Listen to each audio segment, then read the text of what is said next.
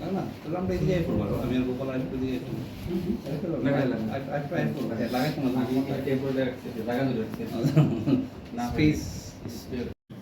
নমস্কার, good afternoon. আজকে কয়েকটি খুবই গুরুত্বপূর্ণ বিষয়ে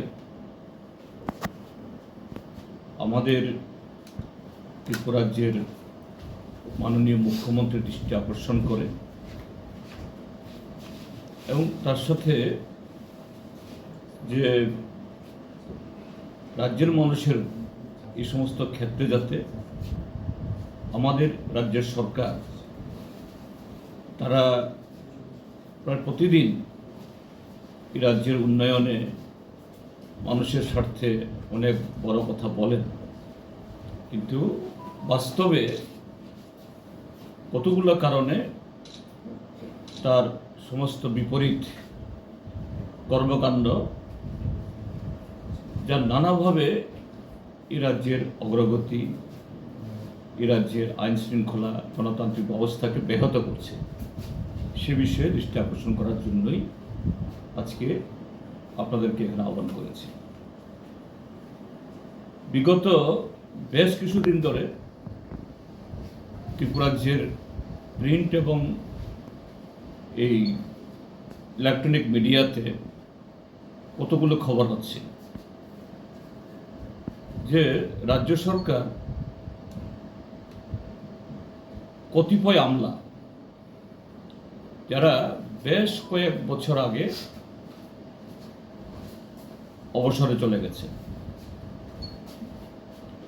আইএস অফিসার, টিসিএস অফিসার, তাদেরকে বারবার যে পুনর্নিয়োগ করে এবং খুবই গুরুত্বপূর্ণ দপ্তরে এদেরকে বছরের পর বছর দায়িত্ব দিয়ে রাখা হচ্ছে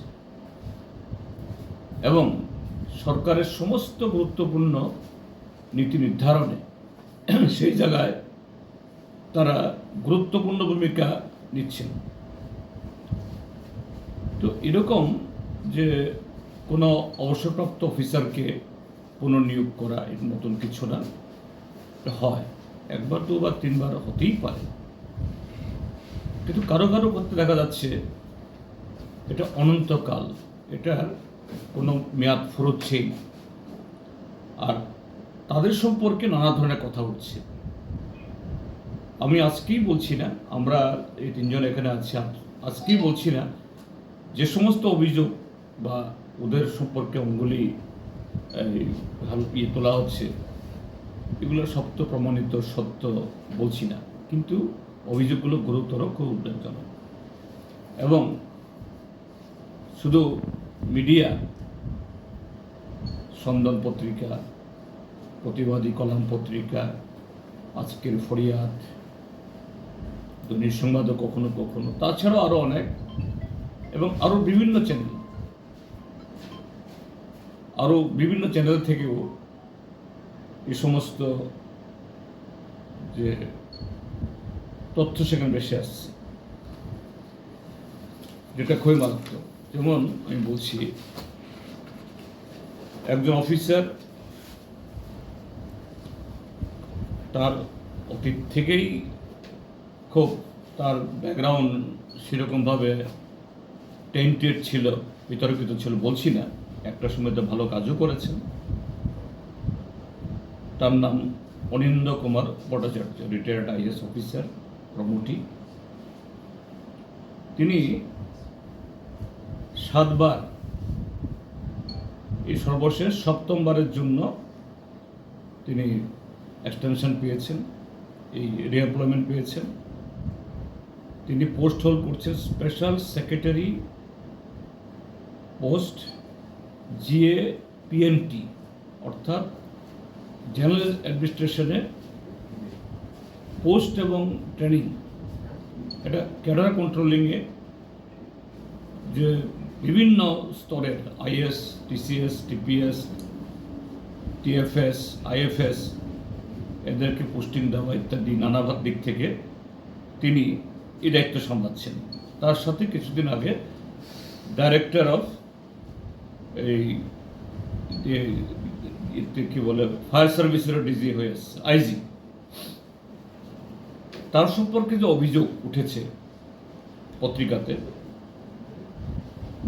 যে ফেক মেডিকেল এবং টিএ বিল করা, যা একটা ক্ষেত্রে খুবই মারাত্মক। সেরকম হলো মুম্বাইয়ে তিনি কোনো একটা অফিসিয়াল কাজে গেছেন, যেতেই পারেন, সরকার পাঠালে তো যেতেই হবে। তাও নাকি যে জিও গভর্নমেন্ট অর্ডার বের হওয়ার আগে তিনি গেছেন, টানা 64 দিন ছিলেন এবং প্রত্যেক দিন হোটেলে থেকেছেন, 4,000 টাকা করে বিল করেছেন, কয়েক লক্ষ টাকা। ঠিক আছে, স্পেশাল সেক্রেটারি র্যাঙ্কের কোনো অফিসার যদি বহিরাজ্যে কোথাও যান, তাকে থাকতে হবে কোনো হোটেলে, কিন্তু তিনি এই যে 64 দিন টানা 2 মাস সেখানে ছিলেন, কি কাজে ছিলেন? তার মাইনস কোথায়? এই রাজ্যের সরকারের জনগণের ট্যাক্সের টাকায় তিনি সেখানে ডেপুটেশনে ছিলেন বা কাজে গেছেন, তার আউটপুট কোথায়? তারপর তিনি ডাইরেক্টর অফ ফায়ার সার্ভিস যখন ছিলেন, আইজি না, ডাইরেক্টর অফ ফায়ার সার্ভিস, দেখা গেছে আমার কাছে অনেকগুলো কাগজ এসছে, এখানে একদম তার মেমোগুলো, যে লক্ষ লক্ষ টাকা এসডিআরএফ এর ফান্ড, বিভিন্ন ফায়ার সার্ভিসের লোক কোথায় এসডিআরএফ, মানে সাধারণত এরকম রিলিফের টাকা দিয়ে থাকে সিভিল অ্যাডমিনিস্ট্রেশন, ডিএম বা এসডিএমদের মাধ্যমে, কিন্তু ফায়ার সার্ভিসের ডাইরেক্টর, তার হাতে এসডিআরএফ এর ফান্ড, এক কিস্তিতে 10 লাখ 9 লাখ টাকা করে। তারপর একটা মেমো এখানে পাঠানো হয়েছে যে ড্রোন কিনেছেন তার সময়তে 9টা, এই 9টা ড্রোনের দাম 1 কোটি টাকার উপরে। ত্রিপুরাজ্যের কোন ফায়ার সার্ভিস স্টেশন থেকে ড্রোন দিয়ে আগুন নিভানো বা কি পরিমাণ ক্ষতি হলো দেখার এরকম কোনো যে অ্যাকশন তো হয়নি, মহড়াও আমরা শুনিনি। তার সাথে আরও কদিন আগে একটা পত্রিকায় দেখেছি, একটা চ্যানেলেও খবর উঠেছে, এই বটজলাতে একটা ছোট গ্যারেজ, সেখানে জিপ বা ছোট গাড়ি এর মেরামত হয়, ওইখানে গিয়ে ফায়ার সার্ভিসের গাড়ি মেরামত, সেখান থেকে লক্ষ লক্ষ টাকা বিল হচ্ছে। যাই হোক, এই মুহূর্তে হয়তো তিনি ফায়ার সার্ভিসে নেই। এইভাবে ফায়ার সার্ভিসে যতদিন থেকেছেন তার সম্পর্কে ভুরি ভুরি অভিযোগ। নিশ্চয়ই সেই দপ্তরের কর্তার, অর্থাৎ পলিটিক্যাল এক্সিকিউটিভ, তার আশীর্বাদ ছিল, এইভাবেই করেছেন। এবং এর আগেও ফায়ার সার্ভিসের ফায়ারম্যানদের কিছু লোক আমার সাথে দেখা করেছেন, তারাও তার ব্যবহার আর এরকম অনিয়মের সম্পর্কে আমাকে বলেছেন অনেকবারই, কিন্তু তাদের হাতে কাগজ ছিল না। এখন এই কাগজপত্র আমার কাছে সব পাঠিয়েছে, কীভাবে ড্রোন কিনেছে, যেগুলো সাবস্ট্যান্ডার্ড, অচল, সম্পূর্ণ জ্বলে গেছে। তারপর একটা খুবই মানে এই অত্যন্ত মানে কি বলে গুরুত্বপূর্ণ, অত্যন্ত একটা বিপজ্জনক আরেকটা ঘটনা ঘটেছে এই সময়ের মধ্যে। তিনি এখন ওই স্পেশাল সেক্রেটারি জিএপিএনটি হওয়ার সুবাদে তিনি ভিজিলেন্সের ডাইরেক্টর। ভিজিলেন্স ডাইরেক্টর মানে বিশাল ক্ষমতা, একটা রিটায়ার্ড অফিসার, একজন গ্রেড 1 ত্রিপুরা পুলিশ সার্ভিসের অফিসার, একটা সোশ্যাল মিডিয়া থেকে করেছি আমি। তিনি গত 7 তারিখ, এই মাসের 7 তারিখ, আজকে 10, মানে আজকে 2 দিন আগে রেজিগনেশন লেটার দিতে বাধ্য হয়েছেন ডাইরেক্টর ভিজিলেন্স অর্গানাইজেশনের কাছে। তিনি লিখেছেন যে তাকে এমনভাবে হিউমিলিয়েশন, অর্থাৎ নানাভাবে তাকে অপদস্থ করা হচ্ছে। তিনি এই ডাইরেক্টর ভিজিলেন্সে আসার পর বলছে তার কথা মতো অমুক লোককে ভিজিলেন্স ক্লিয়ারেন্স দিয়ে দাও, কারণ ভিজিলেন্স ক্লিয়ারেন্স সরকারি অফিসারদের তাদের প্রমোশনের ক্ষেত্রে অপরিহার্য এসেনশিয়াল একটা নথি। তো তাকে ডাইরেক্টর মহোদয়কে হয়তো এসে খুশি করছে বা নানাভাবে অ্যাপ্রোচ করছে, আর তিনি এই এসপি সাহেবকে বলছেন তুমি এক্ষুনি ইস্যু করো। তো এই ভদ্রলোক, তার ভদ্রলোকের নাম হলো জেরেমি ডার্লং, তিনি গত 23 জুন লিখেছেন তার কাছে লিখিতভাবে যে সরকারি আইন অনুসারে এসপি ভিজিলেন্স এইভাবে তার ক্লিয়ারেন্স সার্টিফিকেট দেওয়ার কোনো অথরিটি নেই, এখতিয়ার নেই, কিন্তু বলছেন তা করতেই হবে। মানে এমনভাবে তাকে অপদস্থ করা হয়েছে। এটা আমি জেরেমির সম্পর্কে আমি শুনেছি, একটা ইয়াং অফিসার, ভালো অফিসার, তিনি ক্ষোভে অপমানে গত 7 তারিখে রেজিগনেশন জমা দিয়েছেন। সেখানে বলেছেন তিনি একটা line, under the given circumstances I have no other alternatives but to tender my resignation seeking graceful exit. কারণ এখানে থাকলে আমার যে জীবন এমন জায়গায় চলে যাবে, বরঞ্চ আমি সম্মানের সাথে এখান থেকে যাতে আমি বেঁচে ফিরতে পারি, রাদার দেন গোয়িং অ্যাগেন্স্ট মাই অ্যাডমিনিস্ট্রেটিভ কনসার্নস। আমার যে বিবেক বুদ্ধি এটাকে বিসর্জন দিয়ে থাকতে পারলাম না, আমি এখান থেকে যাতে পারি। এবং তিনি লিখেছেন, so I humbly request you to do the needful and get my resignation letter accepted accordingly. তিনি রাজ্যের ডাইরেক্টর জেনারেল অফ পুলিশ এবং স্পেশাল সেক্রেটারি জিএ এয়ার তার কাছেও কপি পাঠিয়েছেন, যেটা এইভাবে একজন শিডিউল ট্রাইব অফিসারকে, তার উচ্চপদস্থ অফিসার এভাবে অপমান করা, হিউমিলেট করা, এটা ST/SC অ্যাট্রোসিটিস অ্যাক্টে একটা জঘন্য অপরাধ। এই অপরাধে কোনো ST/SC অফিসারের সাথে যদি কেউ এসব করে 6 মাসের জন্য যদি তাকে গ্রেপ্তার হয়, 6 মাসের জন্য বেল পায় না। এই জাতীয় অপরাধ করে চলেছে। তো এই জন্যই বাধ্য হয়েছে যে কিছু অফিসার বছরের পর বছর কেন, কি কারণে এরকম গুরুত্বপূর্ণ পদে এই বারবার এক্সটেনশন পাচ্ছে এবং সেই পদে থাকছে, আর এইভাবে তারা তাদের ক্ষমতা তারা প্রয়োগ করছে। প্রায় প্রতিদিন দাউজ বিজ্ঞাপন দিয়ে, যেন তাদেরকে কেউ চেনে না, নতুন নতুন ছবি ফ্ল্যাক্স ছাপিয়ে মুখ্যমন্ত্রী, মন্ত্রিসভা সদস্যদের ছবি আগরতলা শহরে আনাচে কানাচে, এই শুধু শহরে কেন বাইরেও লাগাচ্ছে। আগরতলা শহরে ট্রাফিক জ্যাম হওয়ার কারণ বোধহয় এটা একটা কারণ, অর্থাৎ জ্যাম হবে, বসে থাকতে হবে, মন্ত্রীর ছবি দেখো। কিন্তু এই যখন অবস্থা রাজ্যে, এত বিকাশ, একটু বৃষ্টি হলেই জল জমে যাচ্ছে, তার থেকে জঘন্য হলো যে ঋষ্যমুখ ব্লকের রামরাইবাড়িতে একটা ট্রাইবাল পরিবার, থৈলাফ্রুম, এই পরিবারের কর্তার নাম, এই গত কদিন আগে মাত্র 21,300 টাকায় একটা সদ্যজাত কন্যাকে বিক্রি করে দিয়েছে। পত্রপত্রিকাতে ওঠার পর আমি এই জন্যই মিডিয়ার কথা বলছি, মিডিয়া তারা ভূমিকা পালন করার জন্য প্রশাসনে হুঁশ নড়েছে।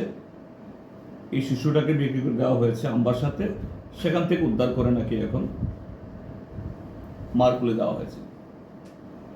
কিন্তু এই ঘটনা দিয়ে কি প্রমাণ করছে? ত্রিপুরাজ্যের গ্রাম পাহাড়ে প্রচণ্ড অভাব, আর সরকার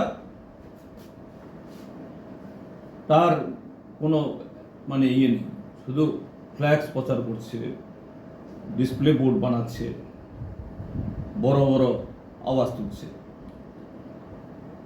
চার হলো আরেকটা বিষয় হলো যে সরকারের যে সোশ্যাল পেনশন যারা পায়, বৃদ্ধ ভাতা, বিকলাঙ্গ ভাতা, আপনারা বিভিন্ন ব্লকে গিয়ে বৃদ্ধারা গিয়ে তীর্থের কাকের মতো বসে থাকছেন, 3 বা 4 মাস ধরে পেনশন পাচ্ছেন। আজকে পত্রিকায় দেখেছি দপ্তরের মন্ত্রী টিঙ্কু রায় বলছেন না, এই সহসার মধ্যে পেয়ে যাবে। তো বাজেট পেশ হয়েছে গত মার্চে, এখন মাত্র জুলাই মাস, এপ্রিল, মে, জুন, জুলাই, একটা কোয়ার্টারও শেষ হলো না। এটা তো কমিটেড লাইবিলিটি, অর্থাৎ এর জন্য তো টাকা আলাদা আনতে হয় না, এটা তো কমিটেড থাকে। এরা এই ভাতা পাচ্ছে না। তারপরে হলো যে সারা দেশ থেকে অতিথি বিদেশ থেকে আনছে,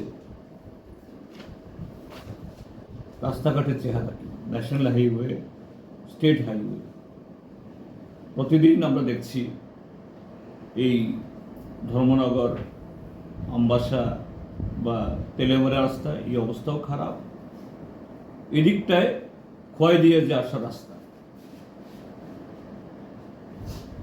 কোথায় যে গেল টাকাগুলো? আমাদের দেশের প্রধানমন্ত্রী এবং যিনি ন্যাশনাল হাইওয়ের যিনি মিনিস্টার নীতিন গাডকারি খুব বলেন, স্পেস টেকনোলজি দিয়ে নাকি তারা সার্ভে করে, সেভাবে মনিটরিং করে। তো কোথায়, কোন টেকনোলজি এটা? একটা রাস্তা ক বছর লাগে? 65 কিলোমিটার। এটা শুধু এই রাস্তা না, আরো বাকি রাস্তাগুলোর একই দশা। তার সাথে হলো আমাদের যে ত্রিপুরা পুলিশ, টিএসআর, তাদের মধ্যে প্রচন্ড ক্ষোভ। বিভিন্ন জায়গা থেকে ফোন করে বলেন, স্যার আপনারা একটু তুলুন না আমাদের বিষয়টা। কোথাও কোনো কোনো জেলাতে 2 মাস, কোনো কোনো জেলাতে 3 মাস ধরে রেশন মানি পায় না। আগে বেতনের সাথে দিয়ে দেওয়া হতো, এখন 2 মাস, 3 মাস, 4 মাস ধরে পায় না। এরপরে হলো যে সরকারের বদান্যতায় কিছু অফিসার, তাদের যে এখতিয়ার বহির্ভূত কাজ, যেটা গোটা প্রশাসনের মধ্যে যে ইন্টার ডিপার্টমেন্টাল যে একটা কোহেসিভনেস, মানে ইন্টিগ্রিটি, পারস্পরিক সম্মানবোধ, এগুলি জলের তলায়। রাজ্যে 20,000 শিক্ষক নিয়োগ নেই, পদ খালি, নিয়োগ হয় না, স্কুলগুলোতে মাস্টার নেই, তো লেখাপড়া নিচে গেছে। এখন মাননীয় মুখ্যমন্ত্রী, তিনি শিক্ষামন্ত্রী, তিনি নাকি এই অর্ডার দিয়ে দিয়েছেন ডিএমরা গিয়ে দেখার জন্য। হ্যাঁ, ঠিক আছে, ডিএমরা যদি সেভাবে গিয়ে এই তদবির করে, খোঁজখবর নেয়, ভালো।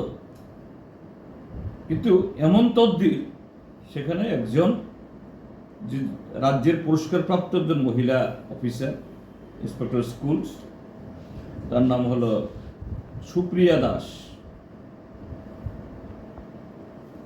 খুবই অপমানে রেজিগনেশন দিতে বাধ্য হয়েছেন, ওই জেরেমি ডালগের মতো। আবার তাকে দমক দিয়ে হয়তো মন্ডলের লোকরা গেছে, আবার জয়েন করতে বাধ্য করানো হয়েছে।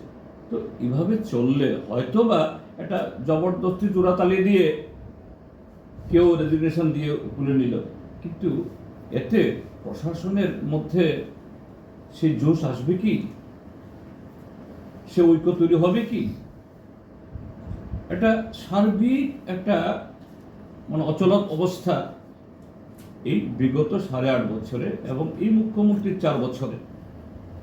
শুধু বড় বড় কথা বলছেন, কিন্তু বাস্তবে গিয়ে যে বিষয়গুলোর গভীরে গিয়ে সমস্যাটা হাল করার জন্য যে ধরনের উদ্যোগ গ্রহণ করা দরকার নেই।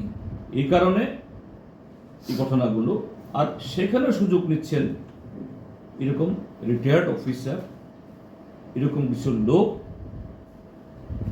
এরা দায়ী নেই, যা খুশি জীবনের শেষ প্রান্তে এসে এরকম সুযোগ পাচ্ছেন এবং সরকারকে বিপদ করছেন।